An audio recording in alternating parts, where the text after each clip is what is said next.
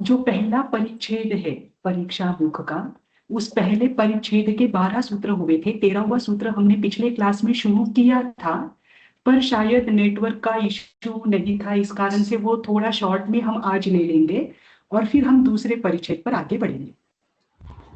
ठीक? हाँ, अब देखिए, मैं स्क्रीन शेयर करती हूँ।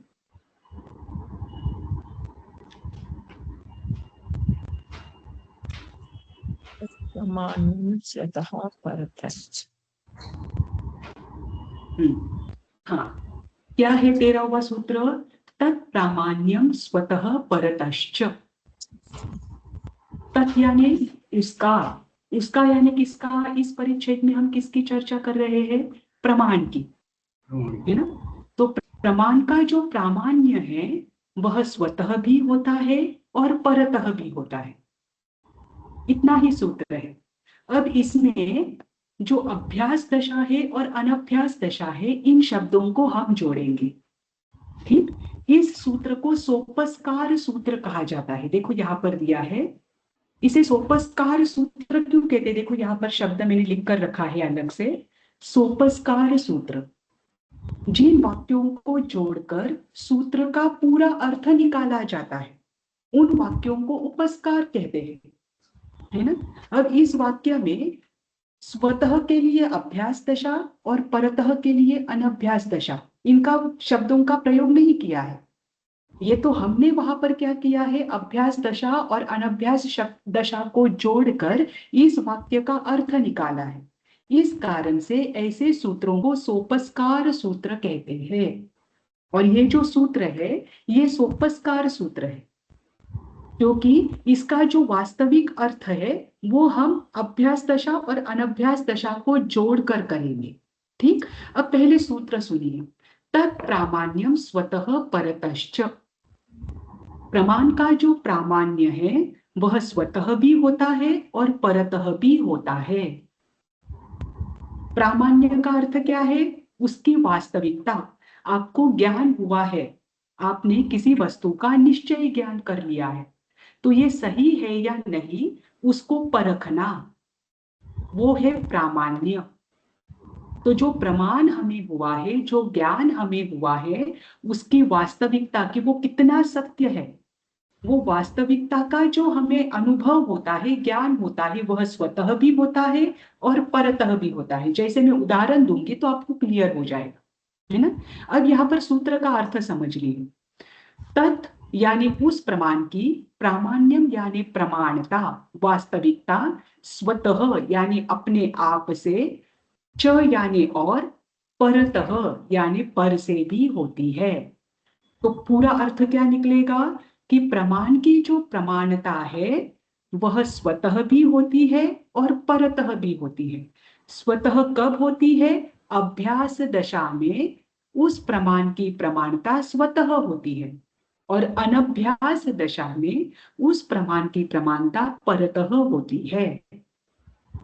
अभ्यास दशा का अर्थ क्या है? परिचित दशा, आदत। जैसे मैं यूनिवर्सिटी आती हूँ, एग्जाम्पल दे रही हूँ, मैं रोज यूनिवर्सिटी आती हूँ, तो यूनिवर्सिटी जाने का मार्ग कौन सा है, ये मुझे किसी को पूछने की अब जरूरत है क्या? नहीं, क्योंकि मुझे यूनिवर्सिटी आने का अभ्यास हुआ है।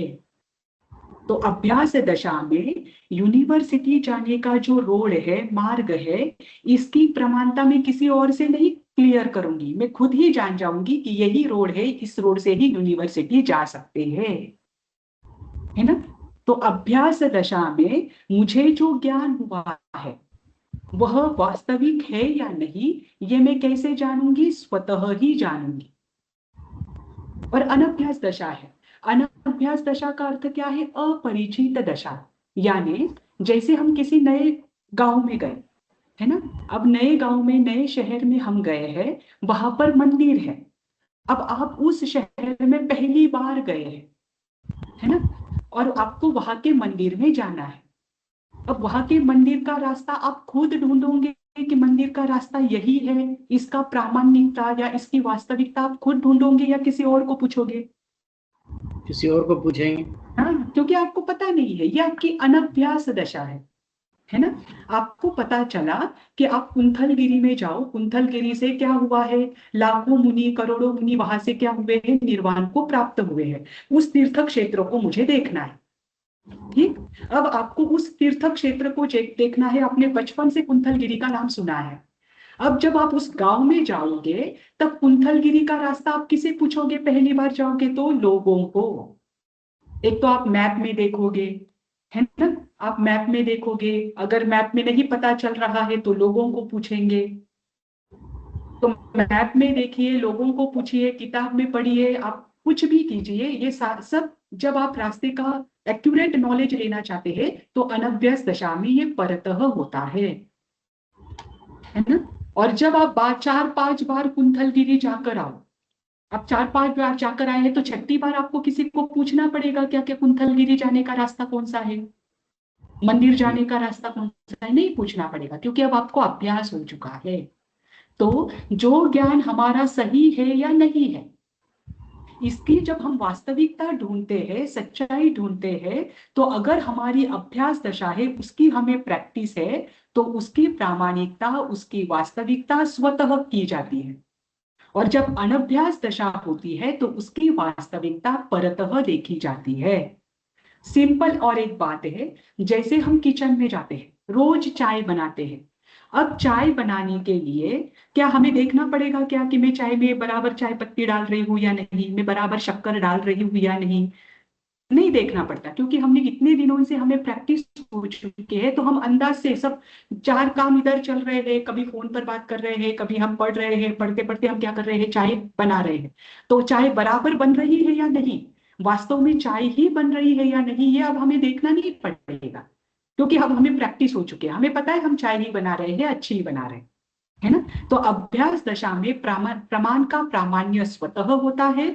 और जब अब नई बात, किचन में जब आप कोई नई मिठाई बनाने के लिए हम जाते हैं, पहली बार कोई मिठाई बना रहे हैं, तो हम इसको, ये मिठाई में प्रमाण बराबर है या नहीं, ये बराबर बन रही है या नहीं, इसमें सारा मटेरियल बराबर पड़ रहा है या नहीं, ये हम किससे जानेंगे, दूसरों से जानेंगे, किसी अनुभवी व्यक्ति से जानेंगे, किसी किताब में उसकी रेसिपी लिखी है तो वहां से जानेंगे, या फिर यूट्यूब पर हम वीडियो देख लेंगे कि वहां पर उसकी मिठाई की क्या रेसिपी दिखाई।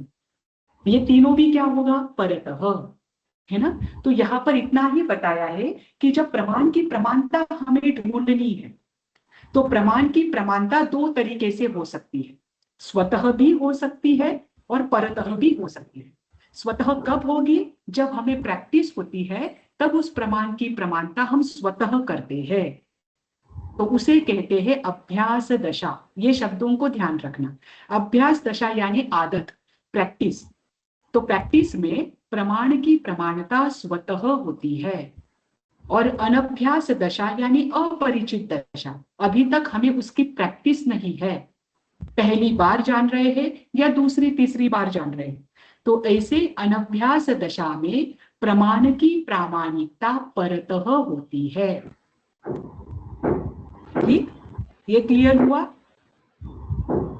लेकिन मैडम दूसरा आदमी तो गलत भी बता सकता है, कई बार ऐसा होता है कि तो वो प्रमाण कहाँ हुआ फिर, अगर हमने दूसरे पे डिपेंड किया, मतलब शंका आ रही है, अगर दूसरे ने बताया और गलत बता दिया तो प्रमाण कहाँ हुआ फिर, तब तो वो अप्रमाण नहीं हुआ ना, तब तो वो प्रमाण हुआ ही नहीं, है ना। नहीं देखो, यहाँ तो डेफिनेशन कह रहे हैं ना देखो कि कभी प्रमाण। इसका भी एक उदाहरण आता है, इसका भी एक उदाहरण आता है, जैसे कोई विद्वान पुरुष है ना। जी अब आप ज्ञान पढ़ने के लिए बैठे हैं, आपको कोई ज्ञान नहीं है, आपको धर्म जानना है, आपको दर्शन जानना है, आप सिद्धांत जानना चाहते हैं, तो कोई आप किसी विद्वान पुरुष के पास गए, अब उस, आप तो पूरे क्लीन हो, आप पूरे, आपके पास कोई नॉलेज नहीं है, आप जीरो हो, आप उस विद्वान पुरुष के पास गए, और वो विद्वान पुरुष आपको जो ज्ञान दे रहा है उसे आप प्रमाण मान रहे हो। ठीक। अब उस विद्वान पुरुष का ज्ञान अगर सही है तो आपका ज्ञान प्रमाण हो, पर उस विद्वान पुरुष का ज्ञान ही गलत है तो आपका भी प्रमाण अप्रमाण हुआ, है ना। दोनों भी बातें हैं। फिर आपका वो प्रमाण कब कहलाएगा, जब आप खुद उस पर अभ्यास करोगे, जब आप और विद्वानों को पूछोगे, जब आप शास्त्र आगम को देखोगे। फिर कभी कभी ऐसा भी देखो, आपको बहुत बार ये महसूस भी हुआ होगा कि पहले मेरी ये धारणा थी, और जैसे मैंने अभ्यास किया, मेरी बहुत सारी धारणाएं मुझे पता चली कि ये गलत थी, है ना। जब हमें क्लियर होता है कि नहीं, हमारी ये धारणा गलत थी, तो वो जो गलत धारणा है वो तो वैसे भी प्रमाण नहीं है, वो तो अप्रमाण है ना। तो जब आपको कोई सही व्यक्ति ज्ञान देता है या सही व्यक्ति आपको सही मार्ग बताता है, तो वो प्रमाण है। और किसी ने अगर आपको गलत रास्ता बता दिया, तो वैसे भी आप तो उस कुंतलगिरी तक तो पहुंचोगे ही नहीं, है ना। तो आपको वैसे भी पता चल जाएगा कि उसने गलत रास्ता बता दिया। तो यहाँ पर प्रमाण की चर्चा चल रही है, और प्रमाण वही होता है जो सम्यक ज्ञान हो, है ना। तभी प्रमाणता और अप्रमाणता का ज्ञान होता है। जैसे आपने अभी उदाहरण दिया, तो उसमें मैं आपको बताती हूँ। अब आपको पता चल गया कि कुंथलगिरी जाने का रास्ता ये है, आपने किसी को पूछ लिया, है ना। तो इसमें वो ज्ञान आपको जो हुआ है, जो रास्ता आपको पता चला है, वो सही है या गलत है, ये आपको कब क्लियर होगा? जब आप उस तलहटी में पहुंचोगे, है ना। उस स्थान पर पहुंचोगे जहां पर क्या है, मंदिर है। तो उस स्थान पर पहुंचने के बाद आपको पता चलेगा कि अच्छा, इस व्यक्ति ने जो रास्ता बताया था वो बिल्कुल सही था, है ना। तो आपको जो ज्ञान हुआ वह वास्तविक है, उसकी प्रमाणता आपको कहाँ से हुई? उस व्यक्ति के ज्ञान से। ठीक। अब दूसरी बात, किसी व्यक्ति ने आपको मार्ग दिखा दिया, और उसे खुद को पता नहीं था, पर कुछ तो भी बोलना था, इसलिए उसने क्या कर दिया, एक गलत मार्ग आपको दिखा दिया। आप उस मार्ग पर चले गए, आप चलते जा रहे, चलते जा रहे, आपको तलहटी कहीं दिख ही नहीं रही। तो थोड़ी देर बाद आपको ध्यान में आएगा कि कुंथलगिरी तो वो रास्ता भी, वो गांव भी हमने पार कर दिया, अभी भी क्या नहीं हो रहा है, उसकी तलहटी नहीं दिख रही है। तो पक्का उस व्यक्ति ने मुझे गलत रास्ता दिखाया है। तो आपका वो प्रमाण क्या है? अप्रमाण है। वो रास्ते का नॉलेज कैसा है? गलत है। तो जो गलत होता है वो अप्रमाण होता है। आपको क्लियर हो जाएगा, तो आप क्या करोगे? पुनः उस रास्ते को जानने का प्रयास करोगे, और उस रास्ते पर आप आगे बढ़ोगे। ठीक? तो प्रमाण की प्रमाणता है या अप्रमाणता है, इसका ज्ञान कैसे होता है? स्वतः भी होता है और परतः भी होता है ना। जैसे आपके गांव में तालाब है, आपने प्रतिदिन उस गांव में चक्कर लगाया है, आपको पता है उस गांव में तालाब है, मैं जाता हूँ, प्रतिदिन जाता हूँ। तो आपको ये जो ज्ञान है, ये ज्ञान सही है या नहीं है, ये आपको किसी और को पूछने की जरूरत है क्या? नहीं। क्यों नहीं है? क्योंकि आपको उसका अभ्यास है, आपको पता है कि वो तालाब वहीं पर है, क्योंकि मैंने बहुत बार उसे देखा है ना। और वही अगर आप किसी और नए गांव में गए, आपको प्यास लगी है, आपको पानी ढूंढना है, तो आपको पता नहीं है तालाब कहाँ पर है, तो फिर आप क्या करोगे कि गांव में दो चार लोगों को पूछोगे, दो चार लोग बोलेंगे आप सीधा सीधा जाओ, आपको तालाब मिल जाएगा। फिर आप सीधा सीधा जाओगे, फिर सीधा सीधा जाने के बाद जब आपको महसूस होगा ठंडी हवा आ रही है, आपको कमलों की सुगंध आ रही है, कुछ लेडीज क्या कर रही है, पानी भरकर लेकर जा रही है, तो आपको महसूस होगा कि पानी नजदीक ही कहीं है। अब आपको पानी का जो ज्ञान हुआ ये परतः हुआ। आपने किसी को रास्ता पूछा, आपने लेडीज को देखा, आपको ठंडी हवा महसूस हो रही है, कमलों की सुगंध आ रही है, इन सारे अंदाजों से आपने क्या कर लिया, जान लिया कि यहाँ नजदीक पानी है। तो ये कैसे हुआ? आपको प्रमाण का अनुभव, ज्ञान आपको हुआ है परतः, है ना। ठीक। अब यहाँ पर पहला परिच्छेद पूरा हो जाता है। पहले पूरे परिच्छेद में हमने प्रमाण की व्याख्या से लेकर एक एक शब्द, जो 5 पद दिए थे, वो 5 पद किस प्रकार सही है उसका अभ्यास किया, है ना। स्वपूर्वार्थ व्यवसायत्मकम ज्ञान प्रमाणम, ज्ञान ही प्रमाण है। ज्ञान को ही प्रमाण क्यों कहा गया है, इसे दूसरे सूत्र में देखा था। उसके बाद निश्चयात्मक ज्ञान ही प्रमाण है, क्योंकि बौद्धों का खंडन करना था, है ना। उसके बाद अपूर्व शब्द के 3 अर्थ देखे कि कौन सा ज्ञान प्रमाण है जो अब कथनचित अपूर्व हो। फिर उसके बाद ज्ञान स्व पर कैसा होता है? व्यवसायत्मक, अवभाषात्मक, है ना, या स्व पर प्रकाशक, ये तीनों भी समानार्थी पर्यायवाची शब्द है, वो हमने देखा। और उसके बाद ज्ञान को जानने के लिए शब्दों की आवश्यकता नहीं है, शब्दों के उच्चारण की आवश्यकता नहीं है, वो देखा। और फिर ज्ञान जो प्रमाण है, वो प्रमाण कैसा प्रामाणिक है, इसे हम किस प्रकार जान सकते हैं, इसे हम इस सूत्र में देखा। इसे हम स्वतः भी जान सकते हैं और परतः भी जान सकते हैं। ठीक, यहाँ पर पहला परिच्छेद पूरा हो जाता है। देखो यहाँ पर शॉर्ट में बताती हूँ कि अभ्यास दशा में जो प्रामाणिकता है प्रमाण की, वो स्वतः होती है, क्योंकि यहाँ पर हमें ये हमारा जो ज्ञान है ये सही है या गलत है, ये जानने के लिए किसी और वस्तु की, किसी और अनुभव की आवश्यकता नहीं होती। इसीलिए अभ्यास दशा में प्रामाण्य स्वतः होता है। ठीक, और अनभ्यास दशा में जब कोई नया ज्ञान होता है, अपरिचित वस्तु होती है, संदिग्ध या अनिश्चित परिस्थिति होती है, उस समय हमारा जो ज्ञान है या सही है या नहीं है, इसके लिए हमें पर पदार्थ की आवश्यकता होती है। इसीलिए जब हमें ये क्लियर ना हो तब अनभ्यास दशा होती है, और अनभ्यास दशा में प्रामाण्य परतः होता है। ठीक, ये क्लियर हुआ? आपका और एक उदाहरण दिया है यहाँ पर, आगम का उदाहरण दिया है। जब आदिनाथ भगवान जो कि मुनि दशा में थे, उनको केवल ज्ञान की प्राप्ति नहीं हुई थी, उनकी दीक्षा ही हुई थी, और दीक्षा के बाद किसी को पता नहीं था कि मुनिचर्या की विधि कैसी होती है, मुनि को आहार बहराया जाता है ना। अब तीर्थंकर जब दीक्षा ग्रहण करते हैं तब वे मौन होते हैं। अब आदिनाथ मुनि भी कैसे थे? मौन थे। अब कि उन्होंने किसी को नहीं बताया कि मुनियों को क्या बहराया जाता है, प्रासुक आहार बहराया जाता है ना। पर उस समय जब बहुत दिनों बाद उनको दीक्षा लेकर बहुत समय व्यतीत हुआ, उसके बाद राजा श्रेयांस ने मुनि को आहार देने की विधि स्वतः जान ली। किसके आधार पर? अपने अनुमान के आधार पर, पूर्व जन्म के ज्ञान के आधार पर, जाति स्मरण, उन्होंने, जाति स्मरण, हाँ है ना, जाति स्मरण ज्ञान के आधार पर उन्होंने जाना कि मैंने पहले भी ऐसे मुनिराज को आहार बहराया है ना। तो वो उनका क्या हुआ? ज्ञान, और उस ज्ञान की प्रामाणिकता स्वतः हुई, क्योंकि उनको उस जन्म में अभ्यास था। उस जन्म में मुनि को आहार बहराने का अभ्यास था, और जाति स्मरण ज्ञान में उनको स्पष्ट नजर आ रहा था कि मैंने क्या किया है, ऐसे भाव में प्रत्येक समय में क्या किया है, मुनियों को आहार बहराया।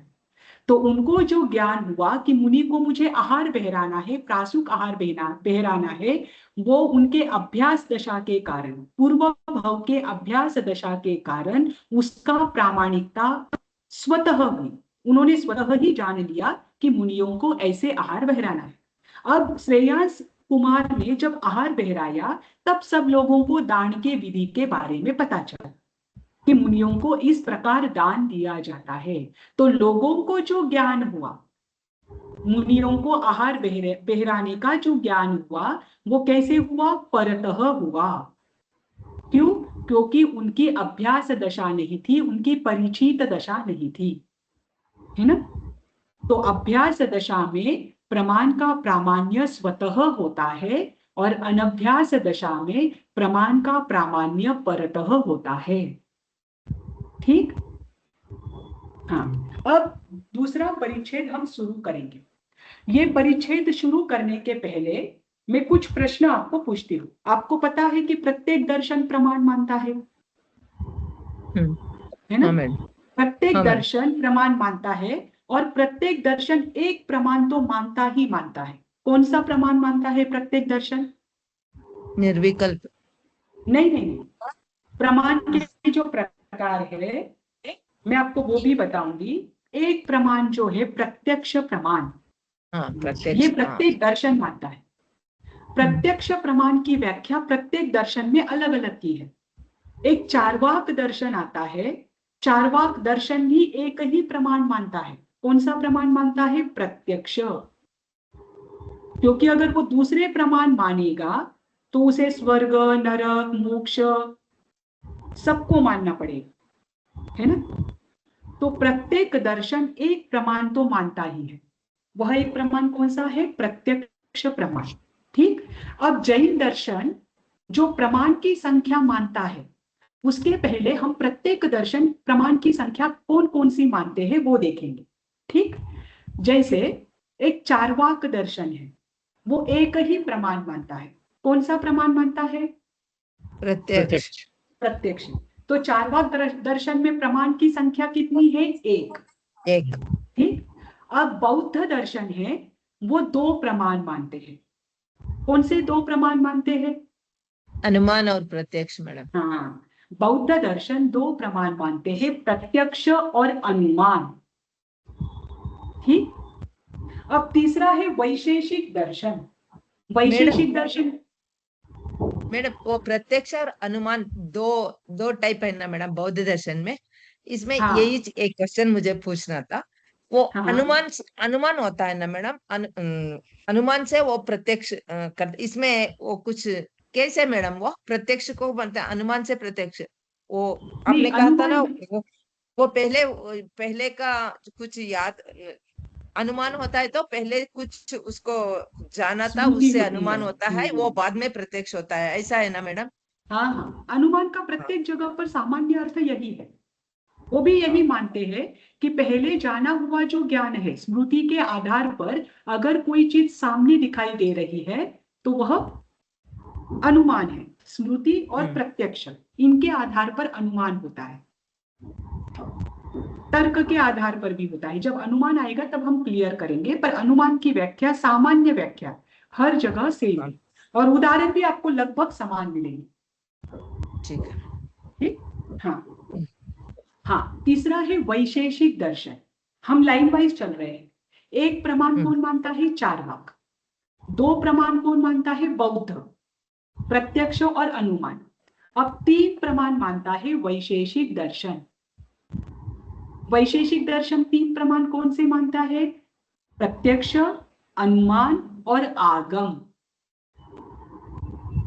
आगम किसे कहते हैं? आप्त वचन को, आप्त पुरुषों के वचनों को आगम कहते हैं। ठीक। ये आगम की व्याख्या भी प्रत्येक जगह पर समान है, बस आप्त पुरुष कौन है इसे लेकर मतभेद है। ठीक। अब चौथा जो है वो है नैयायिक। नैयायिक मानते हैं चार प्रमाण। ये चार प्रमाण कौन से मानते हैं? प्रत्यक्ष, अनुमान, आगम और उपमान। चौथा है उपमान। इनका मैं शॉर्ट में अर्थ आपको बताऊंगी और फिर बताऊंगी कि जैन दर्शन ने जो प्रमाण के भेद किए हैं ये किस प्रकार सही है। ठीक। फिर आता है प्राभाकर मत। प्राभाकर मानते हैं पांच प्रमाण। क्या वो प्रमाण? प्राभाकर, प्रभाकर, प्रभाकर जो आचार्य हुए उनके जो अनुयायी है प्राभाकर। प्राभाकरों के पांच प्रमाण हैं। प्रत्यक्ष, ऊपर के सारे लेना, प्रत्यक्ष, अनुमान, आगम, उपमान और अर्थापत्ति।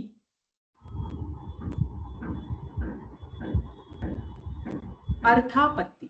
ठीक। फिर उसके बाद आता है भट्ट। भट्ट को मानने वाले भाट। उनके अनुसार 6 प्रमाण हैं। ऊपर के पांचों आएंगे, प्रत्यक्ष, अनुमान, आगम, उपमान, अर्थापत्ति और छठा है अभाव। अभाव। अभाव वस्तु का नहीं होना भी ज्ञान है, ऐसा उनका कहना है। ठीक। अभी मैं शॉर्ट में बताती हूँ। प्रत्यक्ष तो प्रत्येक व्यक्ति मानता है, जो स्पष्ट ज्ञान है, इसकी व्याख्या भी आएगी, उसे प्रत्यक्ष कहते हैं, है ना। अब दूसरा जो है अनुमान। जैन दर्शन अनुमान को प्रमाण मानता है क्या? मानता है। मानता है। वो अनुमान कौन से वेद में आता है? परोक्ष के, है ना। जैन दर्शन, अभी सुनिए, जैन दर्शन 2 प्रमाण मानता है। एक है प्रत्यक्ष प्रमाण, एक है परोक्ष प्रमाण। ठीक, प्रत्यक्ष प्रमाण के अंतर्गत 5 प्रकार के ज्ञान आते हैं। ठीक, और परोक्ष प्रमाण के अंतर्गत भी 5 भेद है, जो तीसरे परिच्छेद में हम देखेंगे। 5 भेद कौन से हैं? अनुमान, तर्क, प्रत्यभिज्ञान, आगम, और कौन सा बचा?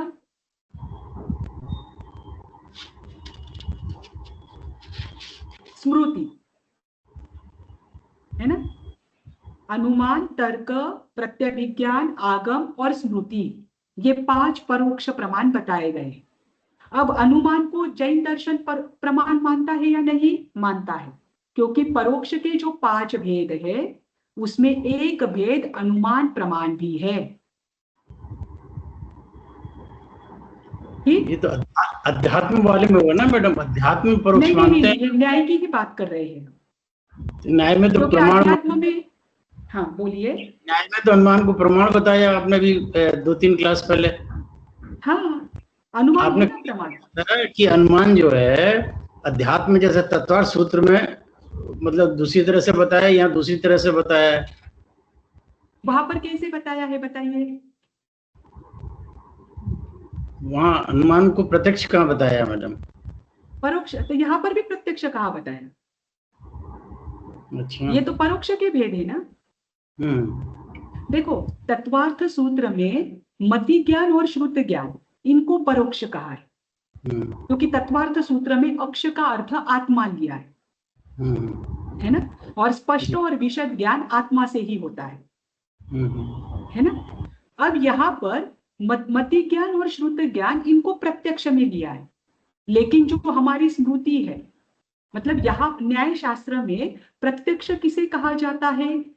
जब आपको वस्तु का स्पष्ट और विशद ज्ञान होता है।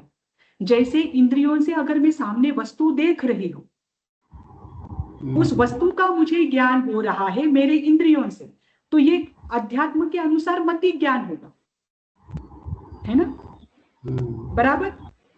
मुझे वस्तु का इंद्रियों के माध्यम से और मन के माध्यम से, जब आप मति ज्ञान की व्याख्या करते हो तो उसमें क्या कहते हो कि मन और इंद्रियों के माध्यम से होने वाला जो ज्ञान है वो मति ज्ञान है ना। तो न्याय में जो इंद्रियों से भी दिखा जाता है वो भी प्रत्यक्ष है, और जो आत्मा से देखा जाता है वो भी प्रत्यक्ष है। ठीक, तो इस कारण से मति ज्ञान आदि जिनसे भी हमें स्पष्ट ज्ञान होता है वे सारे प्रत्यक्ष, और अनुमान, स्मृति, ये डायरेक्ट हमें अनुमान किसके द्वारा होता है? स्मृति और प्रत्यक्ष के द्वारा होता है। मतलब जिस ज्ञान को जानने के लिए दूसरे ज्ञान की और दूसरे प्रमाण की आवश्यकता हो, उसे हमने परोक्ष कहा है ना। जैसे स्मृति को जानने के लिए आपको पहले क्या है? पहले जानी हुई चीज और सामने दिखाई हुई प्रत्यक्ष चीज, इसकी आवश्यकता है। तो स्मृति अकेली नहीं होगी, सामने जो पहले रहा हुआ दिमाग में जो ज्ञान है, आपकी पूर्व की स्मृति है वो भी, और सामने दिखाई देने वाली वस्तु, उन दोनों का भी वहां पर आवश्यकता है, वो अकेला नहीं होगा। ठीक, ये परोक्ष में भी क्लियर करूंगी। अभी हम ये जो प्रत्येक दर्शन प्रमाण के भेद बताते हैं, वे जैन दर्शन में कैसे 2 प्रकार में ही सम्मिलित हो जाते हैं, उसको हम देखते हैं।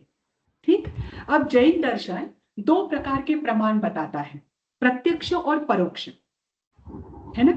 अब प्रत्यक्ष के अंतर्गत जो 5 ज्ञान आए हैं उनको तो ये दर्शन नहीं बताते हैं, इसलिए वो छोड़ दीजिए। बस इतना ध्यान रखना, प्रत्यक्ष जो है वो स्पष्ट ज्ञान है, विशद ज्ञान है, निर्मल ज्ञान है। अब बौद्ध ने 2 प्रकार के प्रमाण बताए, एक प्रत्यक्ष और एक अनुमान। तो जैन दर्शन का अनुमान जो है वो परोक्ष के भेद में आ जाता है ना। हेतु के माध्यम से होने वाला जो ज्ञान है अनुमान है, वह तो वैसे भी परोक्ष में आ जाता है। ठीक, तो बौद्ध का जो प्रत्यक्ष और अनुमान 2 भेद किए वो तो वैसे भी पूर्ण नहीं है।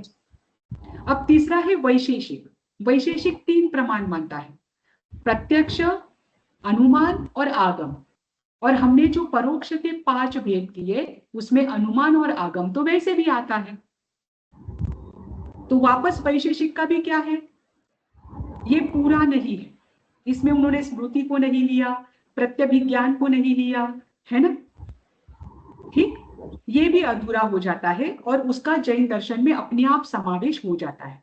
फिर न्यायिक जो है वो 4 प्रमाण मानते हैं। चौथा लिया उन्होंने उपमान। अब उपमान का अर्थ समझिए। उपमान का अर्थ है सादृश्य ज्ञान। जैसे मैंने तीर्थंकर के मूर्ति के बारे में सुना, जैसे मैं जैन नहीं हूं, मैं अजैन व्यक्ति हूं, और मैंने पहली बार सुना कि तीर्थंकर की मूर्ति कैसी होती है, अर्धोन्मिलित होती है, कायोत्सर्ग या खड्गासन की मुद्रा में होती है, वह हमेशा प्रशांत मुद्रा में वैराग्य भाव से ही दिखाई जाती है, वह कभी भी सजाई नहीं जाती है, वह वैराग्य का उत्कृष्ट प्रतीक होता है। मैंने आज तक बहुत जानकारी ली, मैंने बहुत सुना तीर्थंकर की मूर्ति के बारे में। अब जब मैं कभी मंदिर में जाऊंगी और तीर्थंकर के मूर्ति को पहली बार देखूंगी, या कहीं बाहर में गई, वहां पर तीर्थंकर की मूर्ति मुझे दिखी, तो वो मूर्ति देखते ही मुझे क्या हो जाएगा, पहले में जाने हुए ज्ञान का स्मरण हो जाएगा। मैं जान जाऊंगी कि हाँ, जो जो भी विशेषता मैंने तीर्थंकर की मूर्ति को लेकर सुनी थी, वो सारी विशेषता मुझे यहाँ दिख रही है। इसका मतलब ये क्या है, तीर्थंकर की मूर्ति है ना। जैसे इसी में लीजिए भगवान महावीर के मूर्ति को लेकर, मुझे किसी ने बताया कि जहां पर नीचे लांछन सिंह का होता है, समझना वह भगवान महावीर की मूर्ति है। अब मैं मंदिर में गई, मंदिर में बहुत सारी मूर्तियां थी, प्रत्येक मूर्ति के नीचे अलग अलग लांछन था।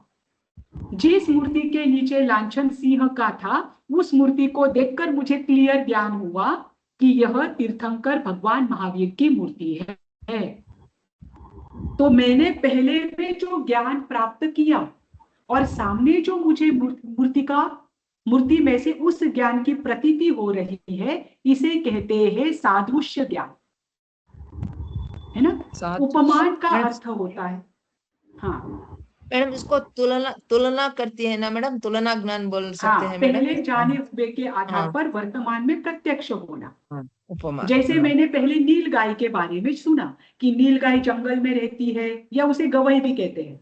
तो नील गाय का स्वरूप ऐसा ऐसा होता है, और मैं जंगल में गई और जंगल में जाने के बाद वैसा ही प्राणी मुझे सामने दिखा, तो मैंने क्या जान लिया, ये नील गाय है, क्योंकि इसके सारे लक्षण बता रहे हैं। यही स्मृति है मैडम, यही तो स्मृति ज्ञान भी होता है। ये स्मृति नहीं है, यह प्रत्यभिज्ञान है। स्मृति प्लस प्रत्यक्ष। देखो नहीं, स्मृति एक मिनट में, स्मृति क्यों नहीं, स्मृति में भी यही ना, पुरानी चीज को जो धारणा किया है उसको हम उससे तुलना करते हैं और समझ जाते हैं। देखो स्मृति और प्रत्यभिज्ञान का अर्थ तो मैं आगे क्लियर करूंगी, पर अभी शॉर्ट में अभी आपने प्रश्न किया है तो क्लियर कर देती हूँ। स्मृति में वही चीज आपको दिखती है, वो होता है स्मृति, आपको वो चीज याद आ जाती है ना।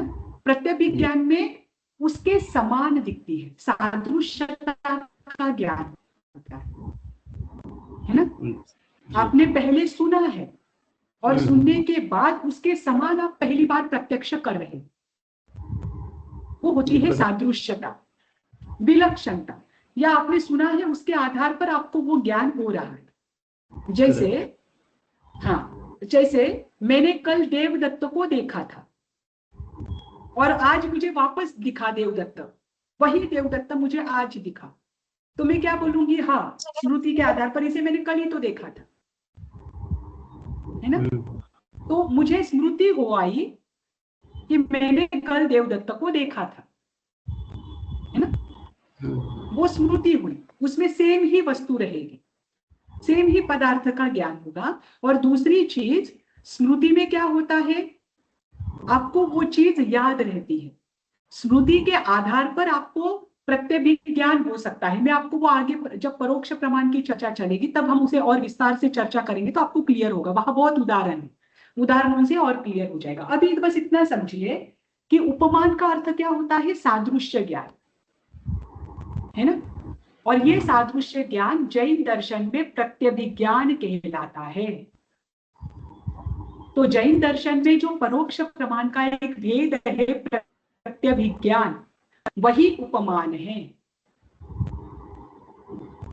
उसमें सादृश्य प्रत्यभिज्ञान के प्रकार आएंगे, तो उसमें सादृश्य प्रत्यभिज्ञान का जो प्रकार है वही उपमान है। इन्होंने बस अलग नाम दिया है, ठीक। अब इसके बाद प्राभाकर मत में पांचवा जो प्रमाण बताया है वह बताया है अर्थापत्ति। अर्थापत्ति का अर्थ क्या होता है? अर्थापत्ति का शब्दशः अर्थ होता है कि जो ज्ञान अन्यथा संभव नहीं। जैसे मैं उदाहरण देती हूँ, कोई एक व्यक्ति है, ये आगम में बहुत बार आते हैं, ये न्याय के इसमें आपको बहुत बार उदाहरण मिलेंगे और यही नाम मिलेंगे। जैसे देवदत्त है,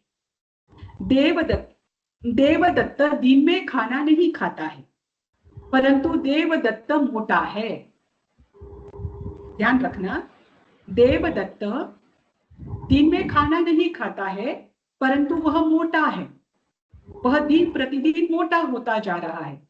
तो इससे आपको क्या ज्ञान होगा? रात में खाता है रात में बराबर। अब ये ज्ञान अन्यथा संभव, इसे अर्थापत्ति कहते हैं कि जो आपको सामने से क्लियर नहीं होगा, आप क्या करोगे? देवदत्त के लक्षण देखकर जान जाओगे, है ना। इसे उन्होंने अर्थापत्ति कहा कि देवदत्त दिन में खाना नहीं खाता है और वो दिन प्रतिदिन मोटा होता जा रहा है। इसका अर्थ ये है कि देवदत्त रात्रि में खाना खाता है। इसे जैन दर्शन क्या कहता है?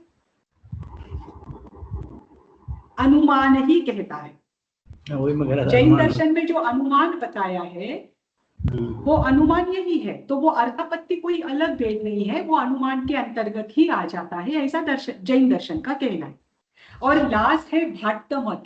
भाट्ट मत में जो 6 प्रमाण बताए हैं उसमें छठा है अभाव। उस वस्तु का वहां पर नहीं होना ये भी ज्ञान है। जैसे टेबल पर पुस्तक नहीं है क्योंकि वहां पुस्तक का अभाव है, तो टेबल पर पुस्तक नहीं है ये भी ज्ञान है और इसे वो अभाव प्रमाण कहते हैं। पर जैन दर्शन कहता है कि टेबल पर पुस्तक नहीं है ये भी प्रत्यक्ष ही है। आपको दिख रहा है ना, आपको किसी ने पूछा टेबल पर पुस्तक है या नहीं, आपने प्रत्यक्ष देखकर कहा टेबल पर पुस्तक नहीं है, तो इसे अभाव में लेने की क्या जरूरत है? वो चीज वहां पर नहीं है, ये प्रत्यक्ष है, ये तो प्रत्यक्ष के अंतर्गत ही आप ले सकते हो, उसके लिए अलग प्रमाण लेने की क्या जरूरत है? ये जैन दर्शन का है। तो ये जो 6 अलग अलग मत बताए हैं, इन मतों में जो प्रमाण के भेद बताए हैं वो वास्तविक रूप से पूरे नहीं है और कहीं कहीं पर अव्याप्ति और अतिव्याप्ति का दोष आता है। ठीक, ये मैं आगे बताऊंगी अव्याप्ति अतिव्याप्ति क्या होती है। अब जैन दर्शन जो 2 प्रमाण मानते हैं उसे लेकर देखिए दूसरे परिच्छेद का पहला सूत्र है तद वेधा। तद यानी वह यानी कौन? किसकी चर्चा चल रही है? प्रमाण की चर्चा चल रही है।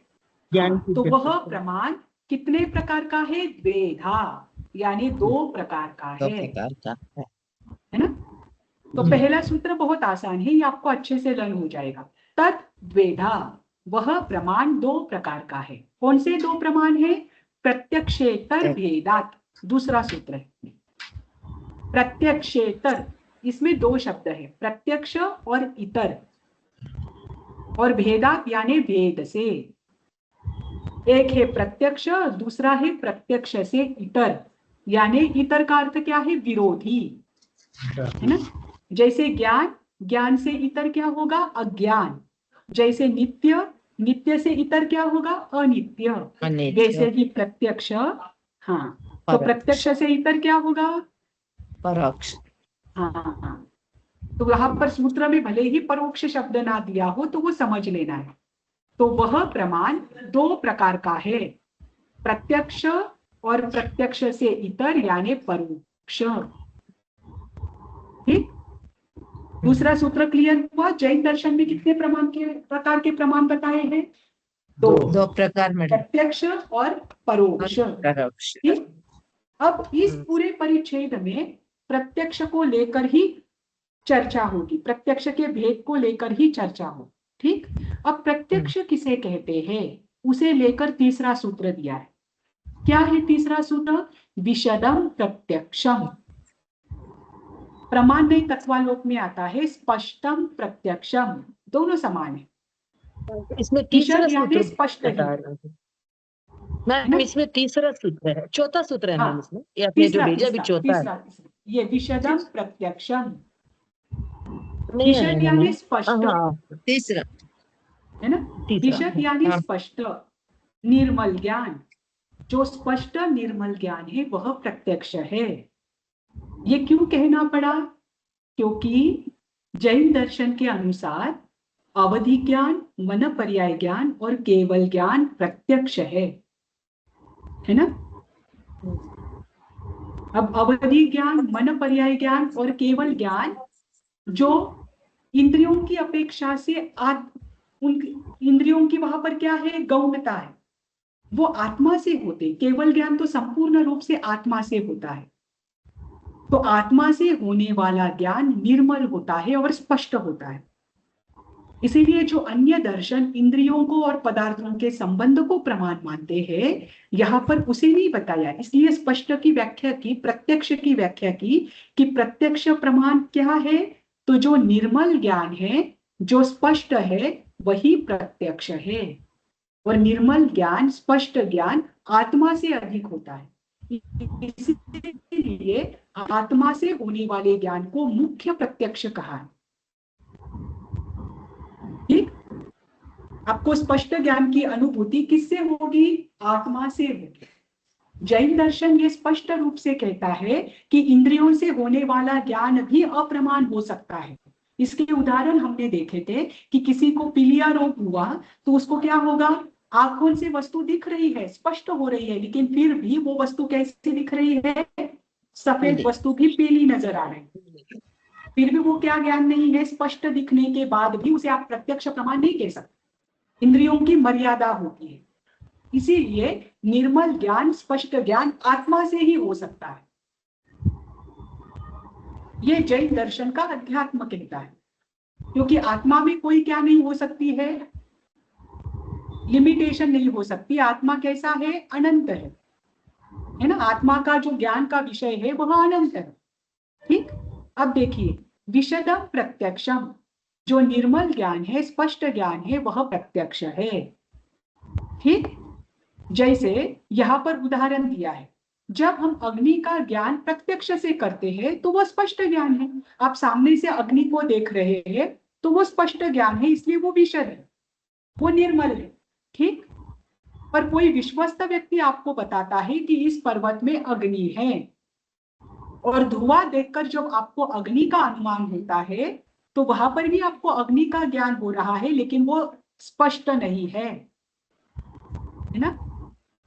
तो जो ज्ञान स्पष्ट होता है, निर्मल होता है, उसी ज्ञान को आप प्रत्यक्ष ज्ञान या प्रत्यक्ष प्रमाण कह सकते हैं। ठीक, मुझे एक प्रश्न का उत्तर दीजिए। जैसे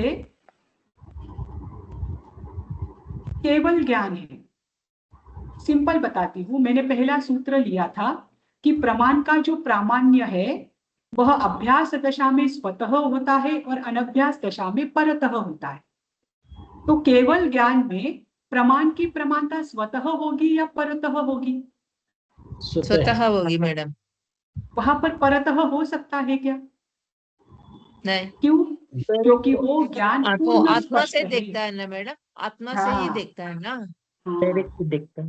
ध्यान रखना, ये जो प्रमाण की प्रमाणता को लेकर स्वतः और परतः का बात जो बताई है, ये केवल मति ज्ञान और शुद्ध ज्ञान के विषय में ही बताई। अवधि, मन पर्याय ज्ञान और केवल ज्ञान, इसमें प्रमाण की प्रमाणता हमेशा स्वतः ही होती है, परतः नहीं होती, क्योंकि ये आत्मा से होते हैं और ये स्पष्ट होते हैं। मैं विभंग ज्ञान की बात नहीं कर रही हूँ, मैं अवधि ज्ञान की बात कर रही हूँ, है ना।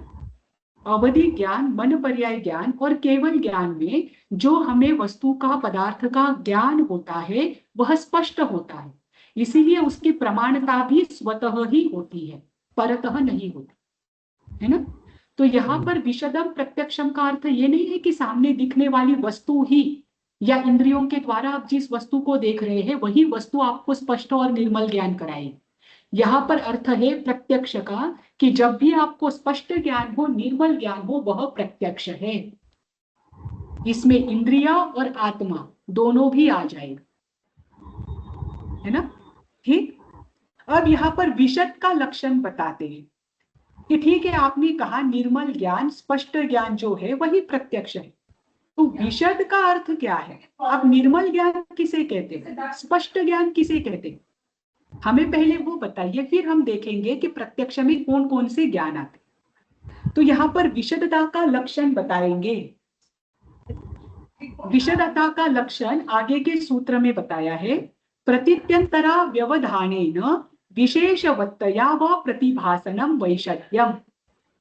देखिए, प्रतित्यंतरा व्यवधानेन विशेषवत्तया व प्रतिभासनम वैशद्यम।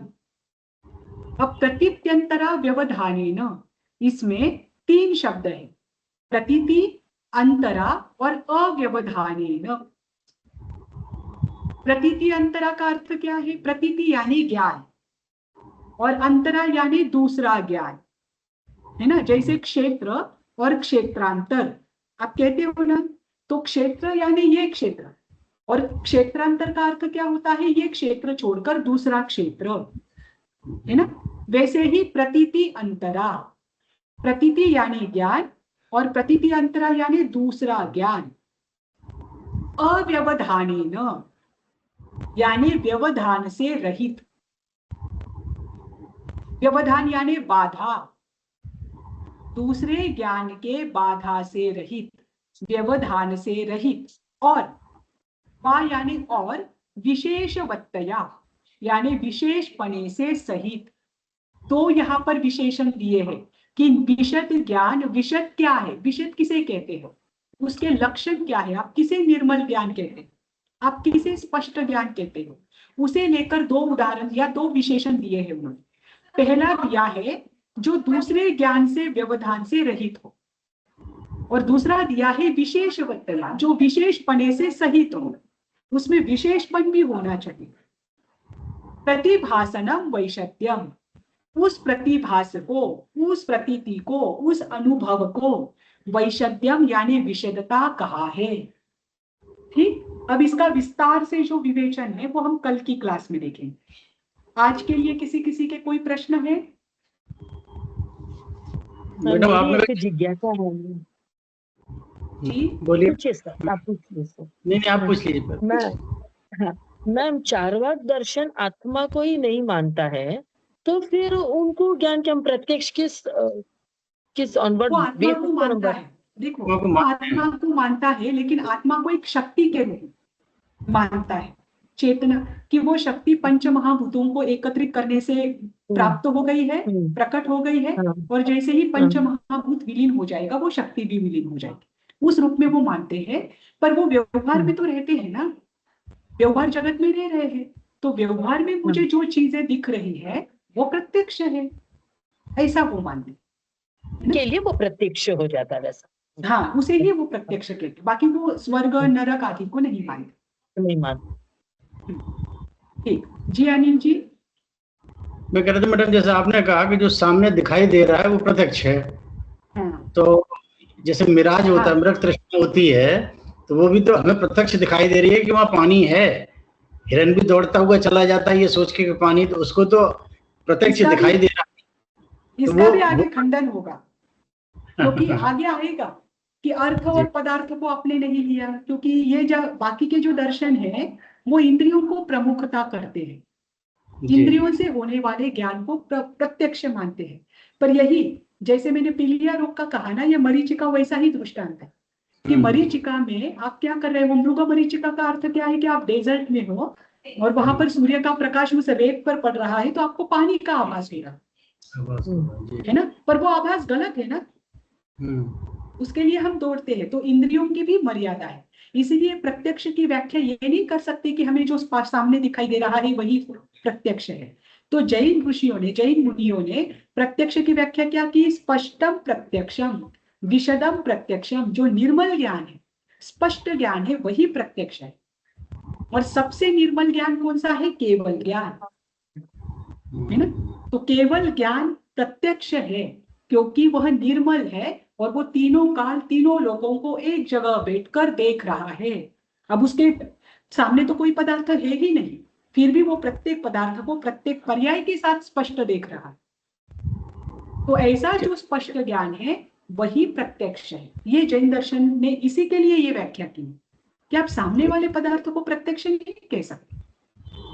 एक जिज्ञासा होती है मैडम, जैसे पर्वत के पीछे धुआं निकल रहा है तो हमने सोच लिया कि आग है, स्पष्ट तो आग दिखाई नहीं दे रही है, तो हम इसको अब न्याय के हिसाब से, न्याय के संदर्भ में हम इसको प्रत्यक्ष मानेंगे कि नहीं, बार बार कंफ्यूजन होती है। न्याय में ये अनुमान के अंतर्गत आता है, ये अनुमान का उदाहरण, ये परोक्ष माना जाएगा या? हाँ, ये परोक्ष ही है, क्योंकि आदमी तो आपके सामने प्रत्यक्ष है ही नहीं ना, ये परोक्ष है। परोक्ष न्याय के हिसाब से भी का उदाहरण है, एक मिनट, अध्यात्म के हिसाब से भी और ज्ञान के न्याय के हिसाब से, दोनों से ये परोक्ष ही है। ठीक मैम, जैन धर्म कभी कभी मतलब परोक्ष को भी व्यवहार प्रत्यक्ष कहते हैं ना मैम, परोक्ष ज्ञान को। मैं आपको बताती हूँ ये क्यों कहा। देखो, सभी दर्शन ने क्या कहा कि अभी जैन दर्शन के अनुसार मति ज्ञान और श्रुत ज्ञान परोक्ष है ना। तो प्रत्येक दर्शन ने क्या कहा कि न्याय शास्त्र तो व्यवहार के अनुसार चलता है, जो चीजें हमें सामने दिख रही है, इंद्रियों के माध्यम से जानी जा रही है, वही प्रत्यक्ष है।